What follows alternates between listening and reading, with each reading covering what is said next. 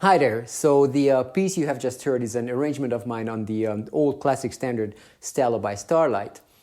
And I just like to take the opportunity to maybe explain it a little bit to you and what I've done in this arrangement, how I did it, and what purpose everything serves as part of the whole. Okay, so obviously there is a melody to this piece. And when you look at the sheet music, the melody part will always have the stems pointing upwards.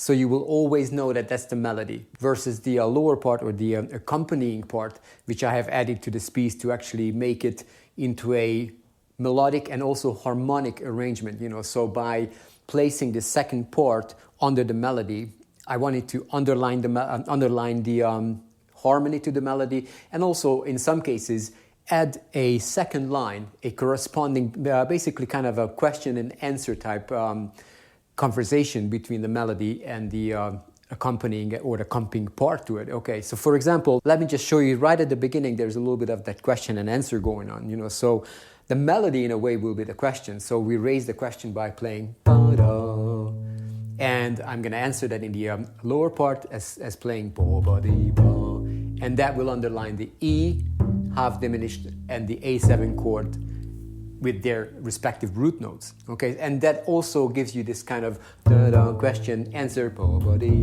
type feel. And even as you go on, that happens again. Says the melody, right? And a little answer to that, which will be through a C minor, and an F7, and now another answer to that, a little melodic but also harmonic answer, which is actually just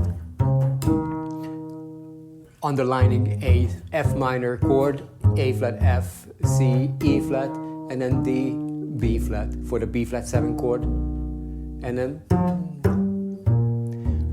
down to the E flat 7, and then to the A flat 7. So all of these, you can, you'll probably have a sense of this question and answer movement going on now. Okay, so let me just go through the piece completely, and it won't take too long. There will be a couple of double stops as well, but I'll explain it to you all the way through. Okay, so basically, let's start at the beginning again. And like I already mentioned, so we have the melody playing B flat A, and a little answer, E, to A, and now a little C minor melody to answer that question, and to F7, and now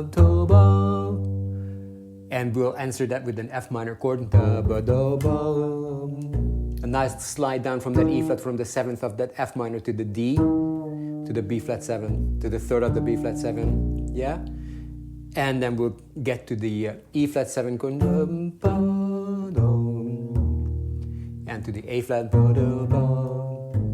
with a nice double stop again. So a couple of double stops here, B flat to E flat, and then as we scoot it up to that C with a nice little chromatic line to an A flat in the bass. And as we go on with the melody, D in the melody, and that will be answered by an E for the E half diminished chord, and an E in the melody, which is an A7 chord, answered with an A in the corresponding line, and then a nice little melodic enhancement, and da-da, instead of just playing da-da and G, F, I decided to play a little ornament there, and accompanied by a root note D there. So that whole line from the C here, D with an E in the bass, E with an A in the bass, and then with a D in the bass. And now we have a B flat minor to E flat 7 in the music. So I decided to just make it a nice little kind of bebop type phrase here. B flat minor to E flat 7. And then now a nice little triplet type line on that F major chord to take us back or take us onwards to an E minor, an A7, E minor half diminished, and an A7 chord again. So the E to G, and then A in the bass, B flat. And now here, for that D note, I've added an E flat in the bass actually, making it an E flat major 7. So that's an altered chord that I kind of chanced upon, and I thought that would sound quite nice there. So D in the melody, E flat in the bass. Now the A flat's half diminished, and a little D7 just with the root notes there. And at this point, we come to the middle of the piece, and we have a couple of bars of that G7 augmented 7th chord. So I made a big deal out of that F, E to E flat line that would lead us down to that E flat, which is the sharp 5 or the flat 13 of the G7 chord, and then E flat, B, G, B, G, E flat, G, E flat, B,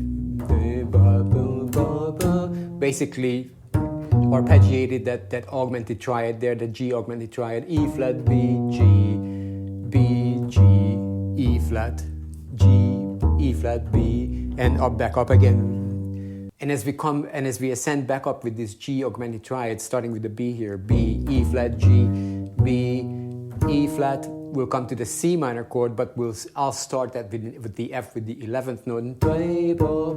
Again, a little ornament. And now just the chord tones, B flat, G, F, E flat, another scale in there, the F note, E flat, and the nice little kind of conclusion of that C minor chord, a G, B flat, C. So, and now I had to go up to the sharp 4, or the flat 5th, actually it's the sharp 4 of the A flat 7 chord. It's an A flat 7, A flat Lydian dominant 7 chord. So we have D, A flat, C the root, the third, C the third, G flat, A flat, D, G flat, A flat. So that's a nice spelling out of that A flat dominant 7 sharp 11 chord. Coming up to that D chromatically from the C, A flat, C, G flat, A flat, D, G, A flat. And now I wanted to connect this lower register of the bass with the higher registers here, so I decided to play a nice little B flat major 7 arpeggio to take myself back up here to play the remainder of the melody kind of up in these higher registers here. Okay, so once finished with the G flat, A flat, with that A flat 7 chord, then a quick A, C, now the B flat major 7 arpeggio, B flat, D, F, A, B flat, D, F, D, F, A, B flat, G, F, D, again, B flat, D, F, A, B flat, D, F, A, B flat, G, F, D, and now the rest of the melody, B flat, A, again, E, A in the bass to accompany, now G, A, B flat, F, and a nice D minor half. I marked that D half diminished with the D, open D, and the F ringing together, D, F, and now G and B ringing together for the G7 chord. So,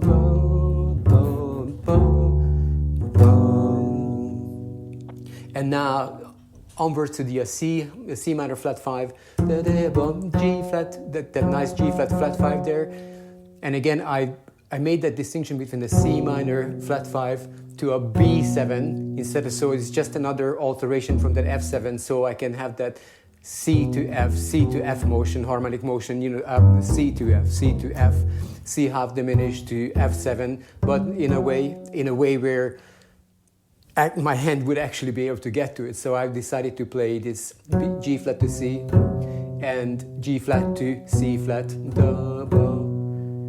and then to result a B flat to F, B flat chord, and again that B chord, which would be, it's actually a G7 chord to take us back to the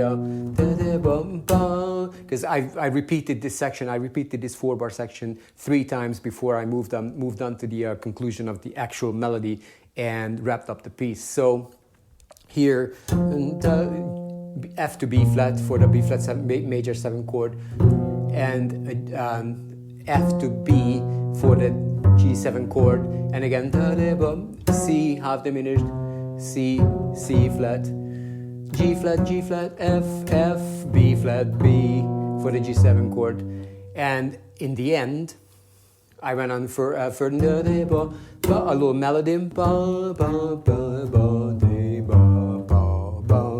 You will hear it in many older recordings. These kind of just kind of a tag on the 3, 6, 2, 5 of the tonality. So that's what I did here. So C minor half diminished, F7, now D minor and G7 flat 9, back to the C half diminished, F7, sorry, and that resolves to that B flat, and that's it. We are done. Except for I decided to play a nice rolling arpeggio to finish up here in the high register, and that was B flat, A, B flat, A, B flat, a C sharp to D, a nice kind of bluesy thing on that third, and F to the A and to the B flat. So that was an A, B flat, D, F, A, B flat, C sharp, D, F, A, F. And the very end of it is actually a rhythmic figure that actually happens a lot in jazz standards as well. It's something that you will hear at the end of many tunes in many recordings. This kind of 2, 3, 4, 1,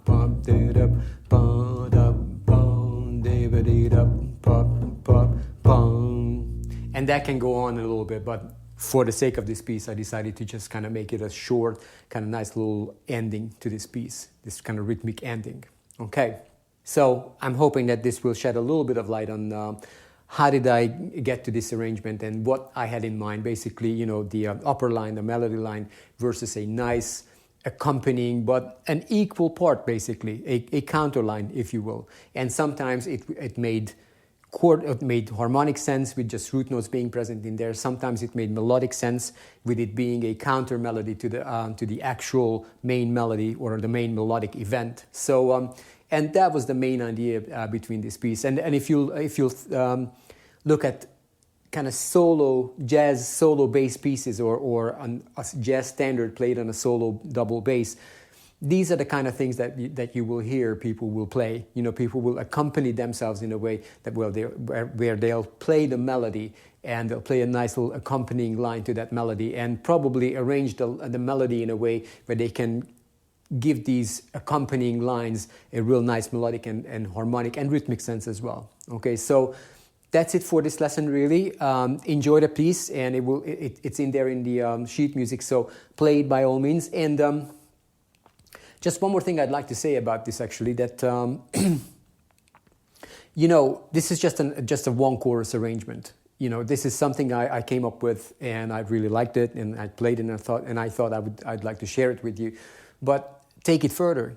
You know, make your own arrangement. You know, just take this as a reference. You know, play through it, see what the ideas are, see how it all fits together. And when you have a really good kind of understanding of that, and you know the chords, you know the scales, you know you have the musical preparedness to do so, then do your own. And just you don't even have to write it down. Just improvise it. You know, just kind of see what kind of things your ears and your musicality, your musical creativity will actually give you in a piece like this, you know. Okay, well, I think that's enough of me talking. So I really hope that you will enjoy playing this piece and playing this arrangement of Stella by Starlight. And I'm also hoping that you're well and keeping safe. So thanks very much for watching, and I'll see you next time.